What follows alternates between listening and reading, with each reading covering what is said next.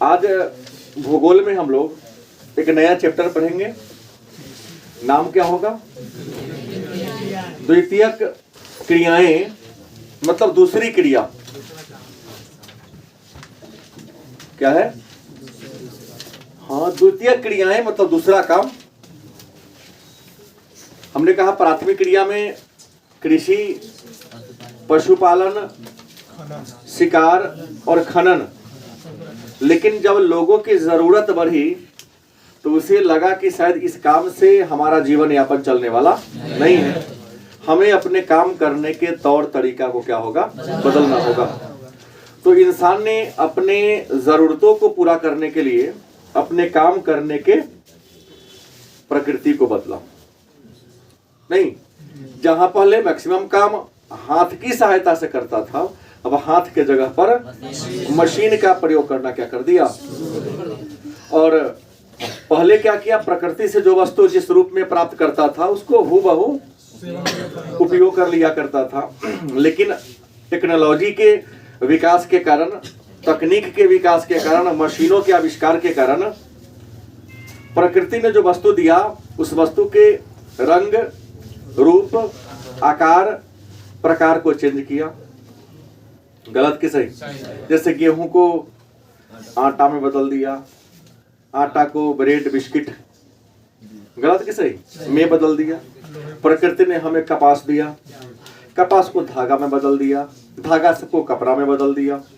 तो वस्तु के रंग, रूप, आकार, प्रकार बदलकर, गलत है कि सही, उसका यूज करना शुरू कर दिया। तो मानव के इस क्रिया को हम द्वितीय क्रिया के नाम से, मतलब द्वितीय क्रिया का एक नाम कल हमने दिया था, याद होगा आप लोगों को, वह है गौण क्रिया। क्या नाम है? तो द्वितीय क्रिया क्या है? तो आपको लोग कल पढ़े थे परिभाषा के रूप में कि वैसी क्रिया जिसमें मानव प्रकृति से जिस वस्तु को प्राप्त करता है उस वस्तु के रंग, रूप, आकार, प्रकार में क्या करता है? चेंज करता है, बदलाव करता है, और उसके बाद क्या करता है? गलत कि सही? लेकिन जैसे ही आप वस्तु के रंग, रूप, आकार, प्रकार को बदलोगे तो वस्तु की कीमत क्या होगी? बढ़ जाएगी। गलत कि सही? तो द्वितीय क्रिया से वस्तु की उपयोगिता, वस्तु की गुणवत्ता क्या होती है? बढ़ जाती है। और द्वितीय क्रिया का विकास कब से माना जाता है? द्वितीय क्रिया में इंसान कब इन्वॉल्व हो गया? तो एक यहाँ नया हो जाएगा औद्योगिकरण के बाद। किसके बाद? औद्योगिकरण के बाद या औद्योगिकरण के साथ। औद्योगिकरण क्या है पढ़ाया हूं, या औद्योगिक क्रांति क्या है? इतिहास में भी पढ़े हम लोग। गलत है कि सही है? कि औद्योगिकरण या औद्योगिक क्रांति एक प्रक्रिया है जिसमें किसी वस्तु का निर्माण जहां पहले हाथ से हुआ करता था, अब हाथ के जगह पर मशीन से वस्तु का निर्माण किया जाने लगा। इससे कम लागत पर कम समय में ज्यादा वस्तु बनने लगा। और वहीं जहां हाथ से बनता था वहां लागत भी ज्यादा आती थी, समय भी ज्यादा लगता था, और वस्तु के रंग, रूप, आकार, प्रकार समान होना इसकी कोई गारंटी नहीं, क्योंकि हाथ है, थोड़ा कभी मोटा, कभी पतला, कभी खूबसूरत बन गया तो कभी थोड़ा सा खुरदरे भी बन गया। लेकिन मशीन से बनने लगा तो एक प्रकार का एक समान बनना क्या हो गया? शुरू हो गया। औद्योगिकरण से हमने पढ़ा है इतिहास में ही कि औद्योगिकरण की प्रक्रिया की शुरुआत सबसे पहले इंग्लैंड में हुई थी। औद्योगिकरण की प्रक्रिया की शुरुआत कहां से हुई थी? और इंग्लैंड के बाद औद्योगिकरण बेल्जियम में आया था। कहाँ आया था? बेल्जियम। इंग्लैंड के बाद औद्योगिकरण की प्रक्रिया कौन देश में आया? बेल्जियम में आया। और औद्योगिकरण के प्रक्रिया की शुरुआत जिस उद्योग से हुई उस उद्योग को हम कहते हैं, सबको पता है, सूती वस्त्र उद्योग। और आप सभी जानते हैं कि सूती वस्त्र उद्योग को हम, सूती वस्त्र कारखाना को हम मातृ उद्योग कहते हैं। वो अलग बात है। हमने कहा सूती वस्त्र के कारखाना को क्या कहते हैं? मातृ उद्योग। क्योंकि औद्योगिकरण यहीं से शुरू हुआ था। तो जहां से आपकी शुरुआत होगी वो आपकी मातृ हो जाएगी ना। सूती वस्त्र उद्योग को हम कौन उद्योग कहेंगे? मातृ। क्योंकि उद्योग क्यों कहते हैं? अगर प्रश्न आपसे तार्किक कर दे कि सूती वस्त्र के कारखाना को, सूती वस्त्र के उद्योग को मातृ उद्योग कहते हैं, क्यों? एक लाइन में उत्तर होगा कि सूती वस्त्र के उद्योग को, सूती वस्त्र के कारखाना को मातृ उद्योग इसलिए कहते हैं क्योंकि औद्योगिकरण के प्रक्रिया की शुरुआत इसी सूती वस्त्र के उद्योग से हुआ था। गलत कि सही? लेकिन सूती वस्त्र के बाद अगर बात करते हैं तो लोहा इस्पात की, किसकी बात करते हैं? लोहा इस्पात को। तो लोहा इस्पात के कारखाना को हम आधारभूत उद्योग, लोहा इस्पात के कारखाना को क्या कहते हैं? क्योंकि दुनिया में जितने भी छोटे से छोटे और बड़े से बड़े कारखाना है, उन सभी कल कारखाना को बेस, आधार कौन प्रदान करता है? क्योंकि लोहा इस्पात से ही हर मशीन का छोटा से छोटा और बड़ा से बड़ा पार्ट पुर्जा बनता है। अगर लोहा इस्पात ना होता तो आप ही बताओ मशीन के पार्ट पुर्जा बन पाते?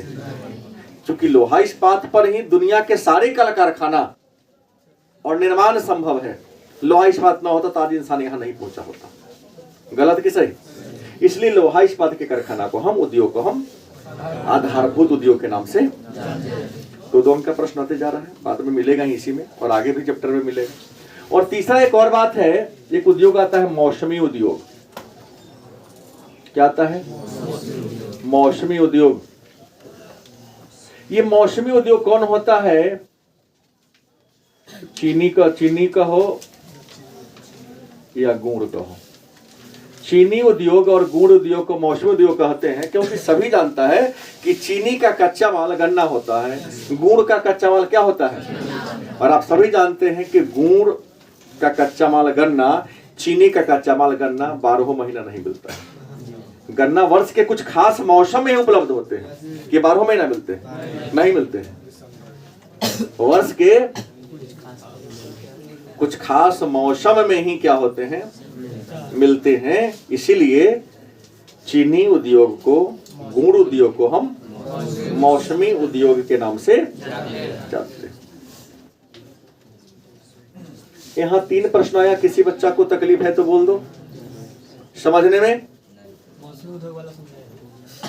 मौसमी माने वह उद्योग जो वर्ष के कुछ खास महीनों में चलते हैं, बाकी महीना बंद रहते हैं। भाई उद्योग को चलाने के लिए कच्चा माल चाहिए, कच्चा माल मिलेगा तब ना कारखाना चलेगा। और कच्चे माल नहीं मिलेगा तो कारखाना चल पाएगा? नहीं चल पाएगा। तो इस श्रेणी में क्या आएगा? चीनी उद्योग, क्योंकि चीनी उद्योग का कच्चा माल क्या है? आपके यहाँ क्या खेतों में 12 महीने गन्ना मिलता है? हाँ कहोगे कुछ बच्चा यहाँ पर कुतर्क करेगा, मिलता है सर, तो रस पीने वाला मिलता है। रीगा मिल को चलाने के लिए बिहार में 28 चीनी मिल है, उनको चलाने के लिए गन्ना सालों भर नहीं। यहाँ 4 गो गन्ना मुश्किल से 50 गो 100 गो गन्ना का पीस लेके आता, दिन भर बेचता है। और वहाँ तो 50-100 गो ऐसे फेंकाइए जाता होगा। वहाँ कम से कम 2000-3000 टन होगा तब ना चलेगा रोज। तो कारखाना ना है। यहाँ हाथ से लगा तो वहाँ पूरा जेसीबी का जो कहते हैं पंजा को उसे उठा कर सीधे फेंका जाता है, ट्रक को सीधे उसके हौद में फेंक दिया जाता है। वो अपना सफाई करेगा, कटिंग करेगा और आगे बढ़ाएगा, पेरेगा। क्या उसमें तो चीन रस का, गन्ना का रस इतना तेज धारा में चलता है कि जाओगे तो तुम दहा जाओगे। सही बोल रहा हूं क्या जी? हाँ रियल उजर बनता है। विज्ञान का युग है। पहले बोन चारकोल से साफ हुआ करता था और तो अलग अलग प्रकार की बातें आ गई। खैर आइए, इन बात को समझने में किसी को दिक्कत है? अब बोलिए। तो आज का युग आज बड़े बड़े कारखाने की स्थापना हो गई है। तो एक प्रश्न पुनः आपके मन में आएगा कि सर बृहद का मतलब क्या होता है? बड़ा, पैमाने के। बृहद पैमाने के उद्योग की विशेषता। बृहद पैमाने के उद्योग की विशेषता क्या है, खासियत क्या है?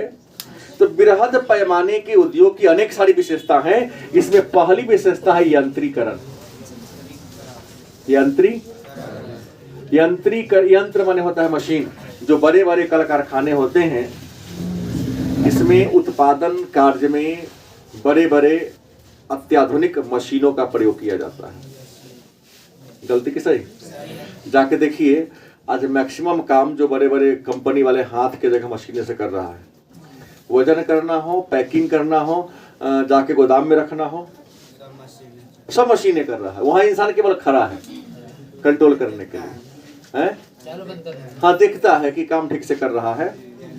दूसरा है विशिष्टीकरण, कौशल का विशिष्टीकरण।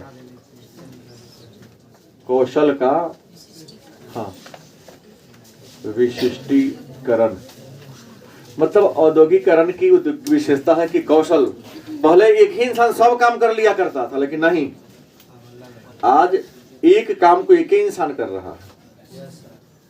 नहीं, जैसे मशीन बना रहा है तो मिस्त्री अलग होगा जो मशीन पर काम करेगा, लेबर उसमें क्या दाना डालेगा, और जब सामान निकलेगा तो साफ सफाई करने का काम अलग है। फिर उसको पैकिंग करके, मैंने 10 को या 20 का 100 का बंडल बनाने वाला क्या है, जो बंडल बनाएगा वो इस गोदाम में रखने नहीं जाएगा, दूसरा जाएगा। तो हर इंसान अपने अपने कार्य में दक्ष होता जा रहा है। ये बृहद पैमाने की विशेषता है। और इस विशिष्टीकरण के कारण उसका क्या हो रहा है, पहचान बन रहा है कि हम फलाना काम में क्या है, दक्ष हैं। जैसे अगर बात करते हैं तो भारत के अन्य राज्यों में भी लिट्टी चोखा बनता होगा, लेकिन बिहार के कुछ कारीगर विशिष्टीकरण को प्राप्त कर लिया है, यहाँ फेमस है। ये भूतही जो कहता है, या सैदपुर, भूतही वाला ज्यादा फेमस सुनते हैं कि बालूशाही फेमस है। मखाना अन्य जगह भी होता है, लेकिन दरभंगा का मखाना फेमस है। घड़ी तो बहुत जगह बनाता है, लेकिन स्विट्जरलैंड की जो घड़ी है वह वर्ल्ड फेमस है।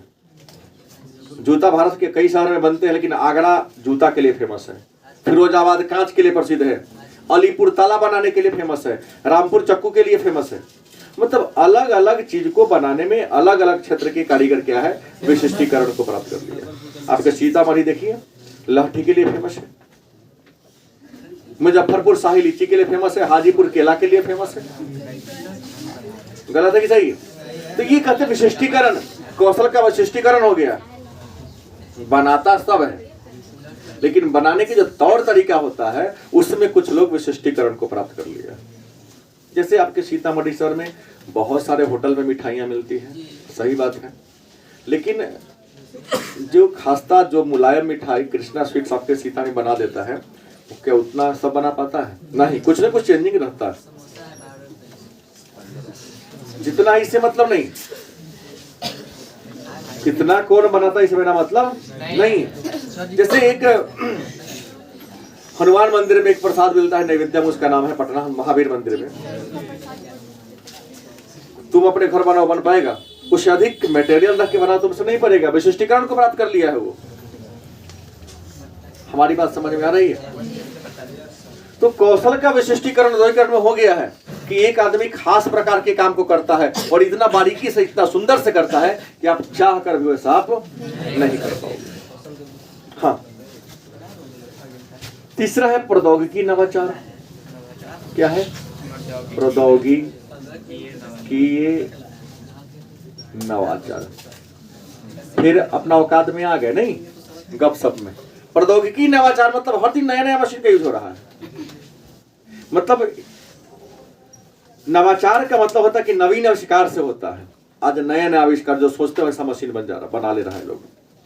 नहीं, अपन में सोचते कि ऐसा होता तो ज्यादा अच्छा होता काम। अब बाजार में 2 महीने के बाद जाओ, क्योंकि जो इन्वेंशन करता है ना, तुम्हारे दिमाग को जाता है तुम्हारे दिमाग क्या सोच रहा है। जैसे आपने कहा दुकान में कपड़ा खरीदने जाना होता, कोई ऐसी व्यवस्था होती कि घर ही आके कपड़ा पहुंचा जाता, आ गया ना? गलत की सही? अब तो ऐसे ऐसे मशीन फ्रीज बन गए हैं, तो ऑफिस में काम करो, अब घर में आया रखने की कोई जरूरत, रोबोट आ गया है, तुम्हारे लिए ऑर्डर दे दो, खाना पीना आओगे तो तक बना के रखेगा वो। लेकिन उसके लिए आपको इकोनॉमिकल कैपेसिटी होगी खरीदने के लिए। वो सब चीज दुकान में सामान सब लेके आ जाएगा। वो रॉबर्ट का कंट्रोल करने वाला भी क्यों बनाना नहीं, वो अपने कमांड दे देगा ऊपर से, मोबाइल से कंट्रोल करेगा वो। नहीं समझे? मोबाइल से कमांड दे देगा अपने ऑफिस से कि ये काम करो, हमारा इतना दिन बना के रखेगा वो। क्योंकि इंसान तो एक बार दूसरों काम कर लेता है ना, वो तो वही करेगा ना, उसको मोबाइल और फेसबुक तो ही चलाना है, वो आपके ऑर्डर को फॉलो करता है। प्रौद्योगिकी नवाचार। उसके बाद अनियमित भौगोलिक क्षेत्र। क्या है? अनियमित भौगोलिक क्षेत्र। याद रखेंगे, कारखाना हर क्षेत्र में नहीं है। कुछ ऐसा इलाका है जहां कल कारखाना क्या है, बहुत ज्यादा है, और कुछ ऐसा इलाका है जहां है ये नहीं है। जैसे बिहार की विशेषता बाढ़ और बालू, क्योंकि यहां न कच्चा माल है न शक्ति के साधन है। कुछ है क्या? कारखाना वही लगेगा जहां उसे कच्चा माल मिलता होगा, आने जाने के लिए सड़कें अच्छी हो, बाजार जहां निकट हो, बिजली प्रचुर मात्रा में हो, श्रमिक भी कुशल हो। तो जहां ही सब मिलेगा वहां कारखाना होगा, जहां नहीं होगा नहीं मिलेगा। जैसे सूती कपड़ा का उत्पादन मुंबई और गुजरात में ज्यादा होता है, उत्तर प्रदेश के कानपुर में ज्यादा होता है, तो वहां उसके लिए सामान मिल रहा है। बिहार में आएगा तो क्या मिलेगा? बाढ़ और बालू मिलेगा, जहाँ खीरा, तरबूजा, लौका, परवल की खेती कर सकते हैं। इसके अलावा हाँ, अनियमित भौगोलिक क्षेत्र का मतलब हो गया इसका कारखाना हर क्षेत्र में समान रूप से नहीं है। कहीं पर एगो दूगो मिलेगा ना, कहीं पर केवल कारखाना ही कारखाना मिलेगा, कहीं पर है ये नहीं। तो कारखाना को लगाने के लिए जो जो सामान चाहिए जहां मिलेगा वही ना लगेगा। अब एक नया प्रश्न आता है, उद्योगों का स्थानीयकरण। डालने दीजिए, उद्योगों का स्थानीय, कोई तो और बन सकता है। यहां से एक प्रश्न बन गया, इसलिए मैंने यहां कर दिया। गलत सही? उद्योगों के स्थानीयकरण का मतलब क्या होता है, या उद्योगों के स्थानीयकरण से आप यहाँ पर दो प्रश्न बनेगा। पहला इसका डेफिनेशन और उसके कारक। ये प्रश्न कहना चाहता है कि कल कारखाना किसी खास क्षेत्र में है और कहीं पर है ये नहीं है, इसके पीछे रीजन क्या है, वजह क्या है। क्या जी, प्रश्न को समझो ना। उद्योगों के स्थानीयकरण से आप क्या समझते हैं, या उद्योगों के स्थानीयकरण के कारण क्या है। तो कल कारखाना का या उद्योग धंधा का किसी खास क्षेत्र में स्थापित होना उद्योगों का, कल कारखाना का या उद्योग धंधा का किसी विशेष क्षेत्र में, किसी खास क्षेत्र में स्थापित होना उद्योगों का स्थानीयकरण कहलाता है। याद रहेगा बात, वही मैं कहना चाह रहा हूं। अब कहेंगे उस प्रश्न को, हमने कहा दो बनेगा कि उद्योगों के स्थानीयकरण से आप क्या समझते हैं। तो कल कारखाना को किसी खास क्षेत्र में स्थापित होना या लगाया जाना उद्योगों का। मन में एक प्रश्न होगा, वजह क्या है, या उद्योगों के स्थानीयकरण के एक प्रश्न बन जाएगा, उद्योगों के स्थानीयकरण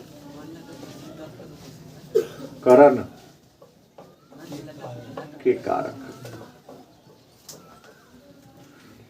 उद्योगों के स्थानीयकरण से आप क्या समझते हैं। इस प्रश्न को हमने बताया कि कल कारखाना के किसी खास क्षेत्र में स्थापित किया जाना उद्योगों का स्थानीयकरण कहलाता। लेकिन मन में एक प्रश्न होगा कि सर उद्योगों के स्थानीयकरण के पीछे रीजन क्या है, वजह क्या है, कारण क्या है, चाहे कारक क्या है। तो उद्योगों के स्थानीयकरण का पहला कारण है बाजार तक पहुंच, बाजार तक सुलभ पहुंच। कारखाना वहीं लगेगा जहां बाजार में जाने में आपको किसी प्रकार की दिक्कत ना हो, मतलब जहां आसपास में बाजार होगा। कारखाना में माल बनेगा, अब बाजार होबे नहीं करेगा कि बिकाए, तो बनाने के कोनो फायदा है नहीं।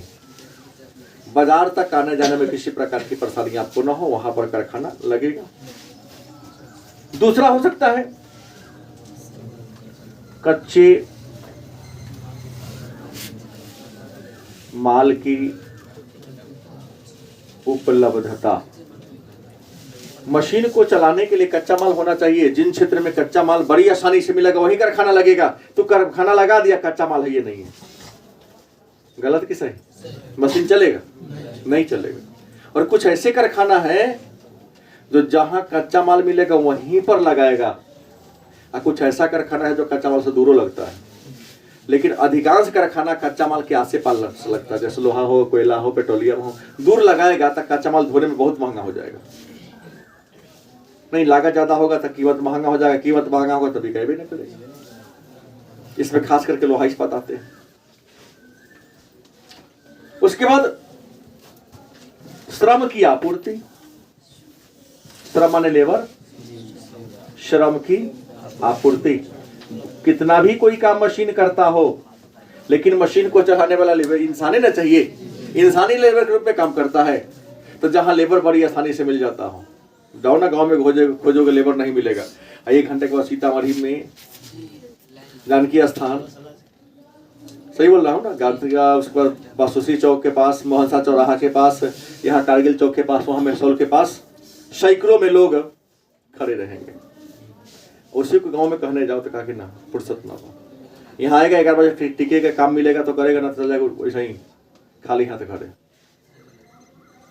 तो लोग लेबर की तलाश में सीधे कहाँ पहुंच जाता है? शहर में। बड़े बड़े कारखाना शहर में क्यों है? क्योंकि गांव के लोग रोजगार की तलाश में शहर में जाते हैं। तो वहां जाएंगे तो काम क्या करेगा आसानी से। ये जो बात मैं बोला हूँ समझे है ना? नहीं भरोसा है तो 8 बजे जाके जानकी स्थान देख लेना। नहीं, खड़ा रहता है ना सब अपने अपने ना। अब राज मिस्त्री होगा तो अगर हाथ में करनी उड़नी होगा, तोड़ फोड़ करने वाला होगा वो क्या हम छेरियां थोड़ी होगा।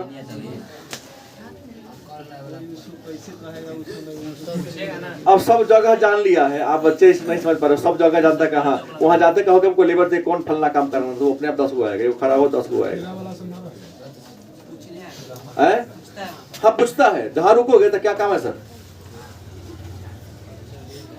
बात समझ गए। लेकिन याद रखना वह लेबर में होता है जो एक्सपर्ट नहीं होता है, क्योंकि जो एक्सपर्ट है, जो विशेषज्ञ है, उसको काम की कमी नहीं है। ओकरा पास तक ना सर भी व्यस्त हो, मैं भी नहीं, और वही से पकड़ के ले जाता है यहाँ से, चलो हमारे यहाँ 10 दिन 20 दिन काम करोगे। जो बढ़िया जैसे राजे मिस्त्री चौक पर मिलेगा ना तो दिलफुरवा होगा, हैं? हाँ, स्पेशलिस्ट जो होता है ना, नहीं जोड़ेगा, कोनो सीधा नहीं होगा, जोड़े तो टेढ़े कर देगा, उसको आइडिया रहेगा तब ना। लेकिन वहां जाओगे तो कहेगा हाँ कर लेते, कितना कर दिए हैं, आ झूठो गिना के फलाना हम बने ले, अगर हम ही बने ले। श्रम की आपूर्ति होनी चाहिए। और श्रम की आपूर्ति में पहले ही बोल दिया हूं कि लेबर हर जगह पर हर प्रकार के मिलते हैं। और विशिष्टीकरण में बोलिए दिया हूं कि जैसे आगरा जूता के लिए नहीं, फिरोजाबाद कांच माने शीशा के सामान बनाने के लिए, तो लोकल बोलना बहुत ही जो है वहाँ के जो मिस्त्री सब है बालूशाही बनाने के लिए फेमस है। हाँ सैदपुर में भी है, लेकिन वही दिन हमको ठग दिया, ठीक है नहीं लगा। हाँ वहाँ एक से एक फ्रॉड मिलता है। हाँ बस में चढ़ जाता है, लेकिन तो कहीं ना कहीं बदनाम, अच्छा वाला को बदनाम कर दिया ना। भूत ही में ऐसा नहीं कर पाता, क्योंकि बहुत पहले एक बार खाए, हमको बजर लगा भाई तो वैसे नहीं बना रहा है। हम शिकायत कर रहा हूँ जाके, कहा सर नया कारीगर बनाया है, तो पैसा तो ना देंगे। हम वहां से चल के आए अच्छा करने के लिए ना, तो हमको खराब किया दिया, तो क्या ना लेंगे हैं? हाँ सीधा हमको लेंगे भाई, तो मैं पैसा तुमको नहीं दूंगा। हम तुम्हारे समोसा खाने गए, समोसा दिया लेकिन वो बसिया था, पैसा दे देंगे, उल्टा तोरा ऊपर हम कार्रवाई करवाएंगे। होटल में जाते हैं बढ़िया करने के लिए ना, तो खराब दे देगा। हाँ अरवा लालू के बना देता है, फिर आइए तो फिर उसने बढ़िया दिया, ऐसा नहीं कि नहीं दिया। तो हमने भी जो खराब दिया था, सामान तो लगा है उसका, बनाने में हाथ गड़बड़ा गया होगा, नया कारीगर रहा होगा, लिया रेट कम लिया, वो अपने कपड़े से इतना ही दे दीजिए, आखिर सामान तो उसका लगा है। श्रम मिलना चाहिए। चौथा कारण है शक्ति के साधन।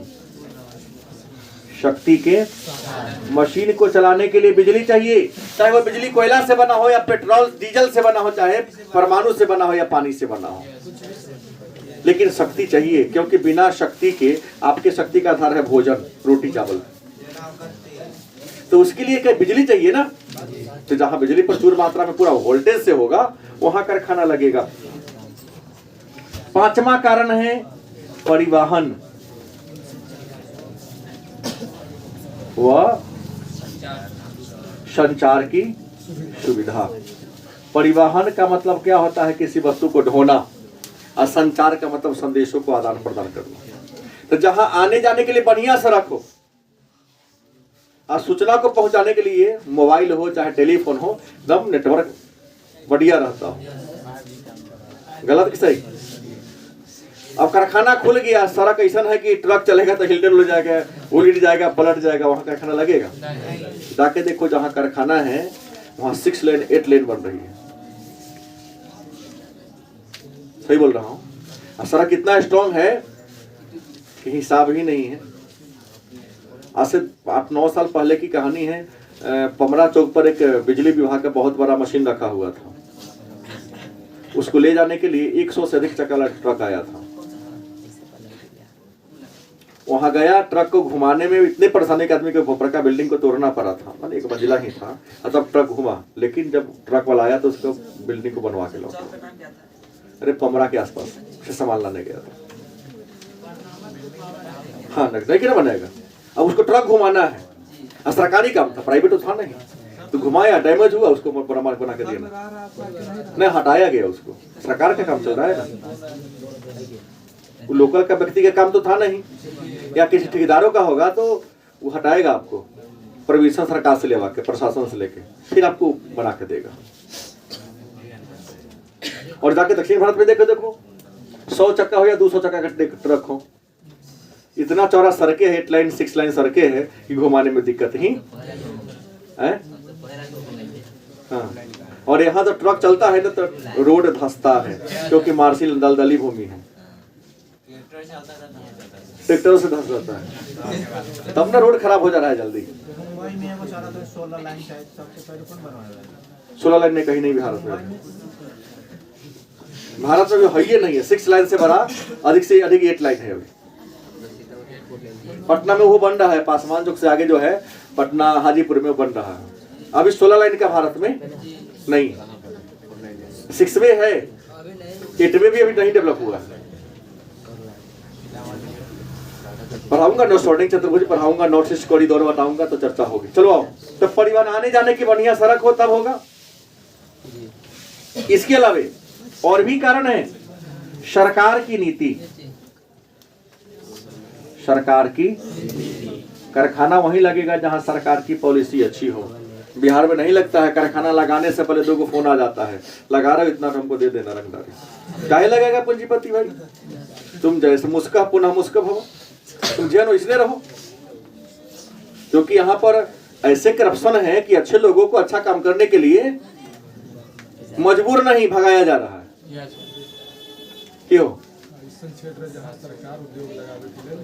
बुलाती है, उद्योगपति लगाने के लिए आता है, लेकिन सुन लेता है लगाने से पहले ही आगे कि इतना शेयर हमारे नाम से कर दीजिएगा ना, तब कारखाना होगा तो नहीं होगा। क्यों लगेगा? आपके पमरा साइड में हुआ था ना स्टील प्लांट लगेगा, कहाँ लगा? जब ये कारखाना अगर लग जाएगा तो इस क्षेत्र के एरिया के लोगों का कल्याण हो जाएगा। लेकिन कुछ लोगों ने अगले दिन अखबार में मैंने पढ़ा था, निकला था, कैसा हुआ कि लगाने वाला ने कहा कि नहीं बिहार में नहीं लगेंगे। हमारी सरकार कितनों कोशिश कर ले, नहीं चलेगा। यहाँ तो बैंक से पैसा निकालते हो और जाने के रास्ता में वही टारगेट कर लेता ही, लेके जाए तो उसको फोन करेगा, उसको फोन करेगा, तो रास्ता में घर पहुंच गया, बहुत सुरक्षित बात है। आज दिल्ली में तो अपने कार में करोड़ों रुपया बैंक में पीछे लेके जाओ, कोई तुम्हारे पीछे नहीं जाएगा। सरकार जहाँ सुरक्षा देगी, सुरक्षा करेगी, वहां आगे बढ़ेगा। जहाँ सरकार की प्रशासन की अपराधियों पर नियंत्रण नहीं है, काहे लगाएगा पूंजीपति? इसलिए सरकार की पॉलिसी होनी चाहिए, उदार होनी चाहिए, टॉर्चर करने वाला होना। इसके अलावा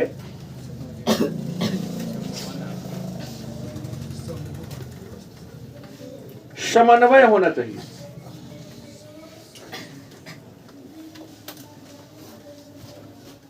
समन्वय का मतलब होता है मेल जोल होता है। क्या होता है? मेल जोल होता है। एक कारखाना है, दूसरे कारखाना के बाद आपका समन्वय मेल जोल होना चाहिए। जैसे रीगा में चीनी मिल था ना, तो वहां चीनी बनता था, लेकिन रीगा चीनी मिल के अगल बगल में सीतामढ़ी में कई सारे कारखाना था जो केवल रस से बनाता था। क्या बनाता था? गन्ना को पेड़ के रस निकाल लिया और रीगा मिल को रस जाकर पहुंचा देता था। हाँ, चालू है। शराब भी बनता था पहले। क्या बना, हमको इससे क्या मतलब, क्योंकि हमारे को उसकी उपयोगिता नहीं है। शराब बनता था रीगा मिल। तो हमने कहा कि समन्वय होना चाहिए। एक बड़े कारखाना के अगल बगल में छोटे छोटे कारखाना होगा, तब ना कुछ सामान, आधार सामान मैटर मेंटेन करके उसको देगा। इसके अलावा जलवायु भी होना चाहिए, क्योंकि हर जलवायु में हर प्रकार के कारखाना नहीं लगते हैं। जैसे सूती वस्त्र का कारखाना लगाना हो तो उसके लिए नम और आर्द्र जलवायु होनी चाहिए, क्योंकि नम और आर्द्र जलवायु में जो धागा तैयार होगा बढ़िया होगा, मजबूत होगा। हाँ, गर्म जलवायु में होगा धागा तो टूटेगा। और मिट्टी भी होनी चाहिए। हाँ, क्योंकि कठोर होगा तो कारखाना लगेगा, दलदली होगा नहीं लगेगा, क्योंकि मशीन इतना भारी भारी है कि चलेगा तो मशीन में जमीन में धंस जाएगा।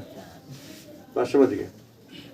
तो ये उद्योगों को स्थानीयकरण के कारक है। और कई बार 2 नंबर में इसको पूछा है, कई बार 2 नंबर में उसको पूछा, 5 नंबर में भी आवश्यकता है।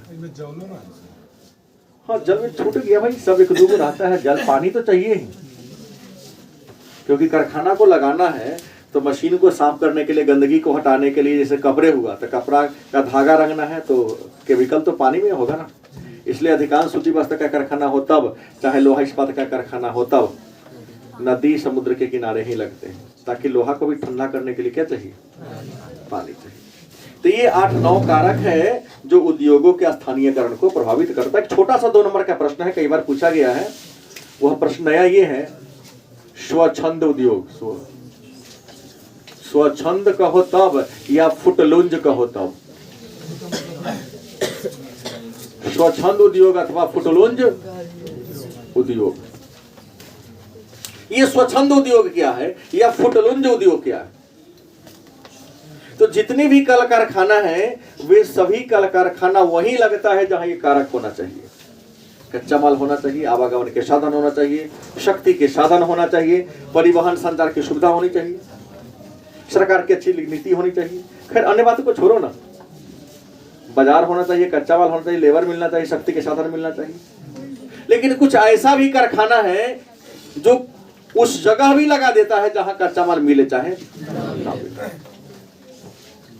मतलब मैक्सिमम कारखाना, अधिकांश कारखाना वहीं लगता है जहां उसके लिए कच्चा माल उपलब्ध होता है, शक्ति के साधन उपलब्ध, माने कच्चा माल के निकट ही लगता है, आसपास लगता है। लेकिन कुछ ऐसे भी कारखाना है जो कच्चा माल को इग्नोर कर देता है, शक्ति के साधन का इग्नोर कर देता है, उसे कहीं भी बड़ी आसानी से लगाया जा सकता है। तो उसी कारखाना को कहते हैं स्वच्छंद, मन इच्छा, अपनी इच्छा से, या फुटलुंज उद्योग।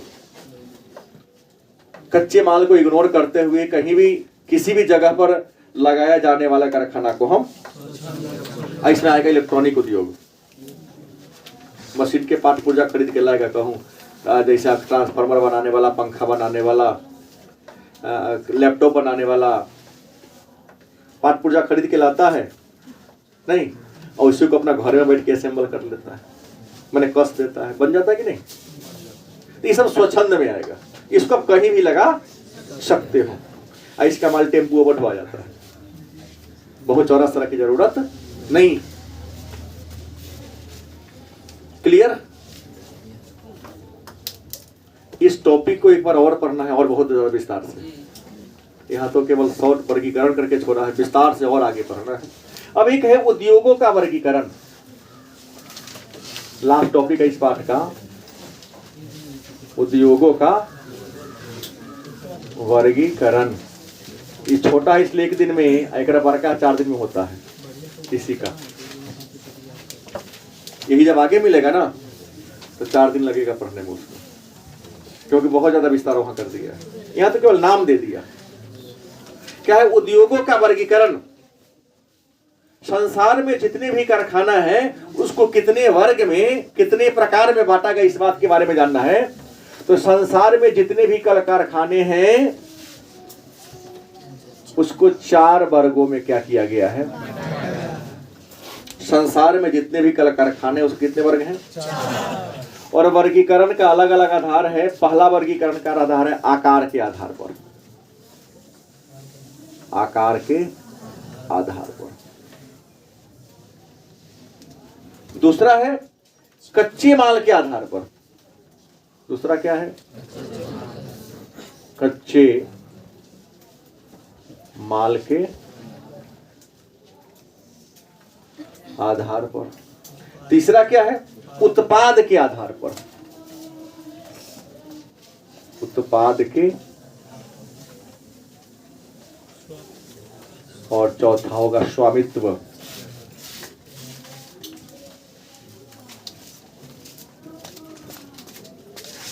कुछ नहीं। मतलब संसार में जितने भी कल कारखाने हैं उन कल कारखानों को कितने आधार पर बांटा गया है? 4 आधार पर बांटा गया। पहला आधार क्या है? आकार। छोट होगा तो क्या लम्हा होगा, उससे उससे बड़ा होगा। गलत कि सही? दूसरा क्या है? कच्चे माल। क्योंकि हर कारखाना का कच्चा माल अलग अलग स्रोतों से प्राप्त होता है। तो कच्चे माल के आधार पर। यहां तो प्रश्न हर साल आता है 2 नंबर में, बता दे रहा हूं। उत्पाद। कुछ कारखाना है अलग अलग प्रकार के सामान बनाता है, तो सामान बना उसको उत्पाद कहेंगे। और स्वामी का मतलब होता है मालिक। गलत सही? अब ये आकार के आधार पर कारखाना के वर्गीकरण की बात करते हैं तो आकार के आधार पर कारखाना को 3 वर्गों में बांटा गया है। पहला नाम है कुटीर। इसको आप घरेलू भी कह सकते हो, इसे आप गृह भी कह सकते हो। मतलब आकार के आधार पर कारखाना को कितने वर्गों में बांटा गया है? पहला कर कुटीर, जो परिवार में परिवार के सदस्यों की सहायता से बिना किसी टेक्नोलॉजी या छोटे मोटे टेक्नोलॉजी की सहायता से चलाया जाता है, उसे क्या कहते हैं? अगरबत्ती, मोमबत्ती, धूप बत्ती, पापड़, ये पत्ता जो बनता है, कटोरी जो बनता है, वही वाला कागज वाला, ये सब क्या है? कुटीर उद्योग है। बरामदे में लोग मशीन बैठा देता है अपना। गलत कि सही? दूसरा क्या है? लघु। इसको छोटे पैमाने का भी कहेंगे। और तीसरा क्या होगा? बृहद। लघु पैमाने का 200-400 लेबर काम करता है, मशीन की सहायता से सामान बनता है। इसका जो सामान है स्थानीय जरूरतों को क्या करता है? रीगा चीनी मिल लघु में आएगा। अब बृहद माने बहुत बड़ा, जहां 1000 करोड़ से भी अधिक पूंजी लगती है, हजारों के संख्या में लेबर, 1500 एकड़ में ये कारखाना भी फैला होता है। कारखाना में रेले घुस जाता है। प्रारंभ में रीगा चीनी मिल भी रेल से करना आता था। शुरू की बात बोल रहा हूं। तो ये आकार मतलब हो गया पूंजी के आधार पर भी। कम पूंजी लगे लघु होगा, थोड़ा ज्यादा लगे तो लघु होगा, कम लगे तो कुटीर, अब बहुत ज्यादा लगे 1000-1500 करोड़ तो उसे क्या कहेंगे? बृहद। यहाँ 200-400 लेबर काम करेगा, यहाँ 2-4 आदमी काम करेगा, यहाँ तो हजारों की संख्या में लेबर काम करेगा, ज्यादा ही कर लेता हो। अब एक कच्चे माल के आधार पर, तो कच्चा माल के आधार पर कारखाना के 5 प्रकार हैं। कुछ कारखाना का नाम है कृषि आधारित। कृषि। अब कहोगे कृषि आधारित किसे कहेंगे? तो जिस कल कारखाना को कच्चा माल खेती बाड़ी से मिलता है। कृषि आधारित उद्योग किसे कहेंगे? तो कुछ ऐसे कारखाना है जिसको कच्चा माल कहां से मिलता है? कृषि से मिलता है। जैसे सूती कपड़ा मिल, जूट मिल, रबर मिल, चीनी मिल। गलत कि सही? उसे क्या कहोगे? कृषि आधारित। दूसरा क्या है? खनिज आधारित। वैसे कारखाना जिसको कच्चा माल खनिज के रूप में प्राप्त होता है, जैसे लोहा इस्पात हो, सीमेंट उद्योग हो, चूना उद्योग हो, कोयला उद्योग हो, सब खनिज में मिलता है कच्चा माल। तो जिस रबर का होता है, रबर का पेड़े होता है, उसके पत्ता को तोड़ के दूध मिलेगा, जिसको लेटेक्स कहते हैं। हाँ, उसी दूध से बनता है। हमने कहा ना, इसी का विशेष वहां वाला पूरा विस्तार से लिखा है, यहाँ तो केवल वर्गीकरण कर दिया। यहाँ द्वितीय क्रिया नाम दिया है, वहां क्लियर होगा उद्योग। इसी में आगे देखिएगा, हो गया खनिज आधारित। तीसरा है रसायन, अंग्रेजी में कहते हैं केमिकल। कुछ ऐसे कारखाना है जिसका कच्चा माल केमिकल के रूप में मिलता है। पेट्रोल जो बनता है ना, पेट्रोलियम के कचरा से कच्चा माल ले लेता है। जैसे मार्केट में बिकने वाला प्लास्टिक, मोमबत्ती, वैसलीन, साबुन, कुछ प्रकार के कपड़ा जो ठंडी में ठंडे लगेगा, गर्मी में गर्म महवे करेगा बॉडी को, ये सब कचरा से केमिकल के रूप में इसका कच्चा। पेंट उद्योग, ये जो यूरिया खाद सब है, डीएपी सब केमिकल से बना देता है। पेंटो केमिकल ही ना होता, तब ना महकता है करने के बाद। तो केमिकल के रूप में, रसायन के रूप में जो कच्चा माल मिले उसे रसायन आधारित उद्योग कहेंगे। चौथा क्या है? वन आधारित। कुछ ऐसे कारखाना है जिसको कच्चा माल जंगल से मिलता है। एक लाइन में फर्नीचर उद्योग, ज्यादा नहीं कहें, एक लाइन में क्या होगा? फर्नीचर, चौकट के हमारी पलंग कुर्सी बना लकड़ी। ये प्रश्न बार बार आता है, इसे कहेंगे वन। और पांचवा क्या है? पशु आधारित। कुछ ऐसे कारखाना है जिसको कच्चा माल कहाँ से मिलता है? जैसे दूध उद्योग, मांस उद्योग, चमड़ा उद्योग है, हाँ जो हो उन भी चलेगा। पटसन नहीं चलेगा, पटसन पटुआ है, खेत है भाई। पश्चिम बंगाल में जुट की खेती ज्यादा होती है, कपास अलग है, पटसन अलग है। चर्चा आगे करें। अब अगला प्रश्न ये है, उत्पाद के आधार पर तो जितने भी कारखाना है ना, उन कारखाना में दो ये प्रकार के सामान बनते हैं। और उत्पाद के आधार पर कारखाना के दो प्रकार हैं। पहला का नाम है आधारभूत उद्योग। क्या है? आधारभूत उद्योग। और दूसरा का नाम है गलत, उपभोक्ता उद्योग। आपने जो बोला वो अभी गलत बोला। उत्पाद मतलब कारखाना में जो सामान बनता है उसी को कहते हैं उत्पाद। गलत कि सही? कारखाना में, उद्योग में जो सामान बनता है उसी को क्या कहते हैं? तो उत्पाद के आधार पर कारखाना के दो प्रकार हैं। पहला आधारभूत, हमने यहाँ पहले ही पढ़ा दिया है।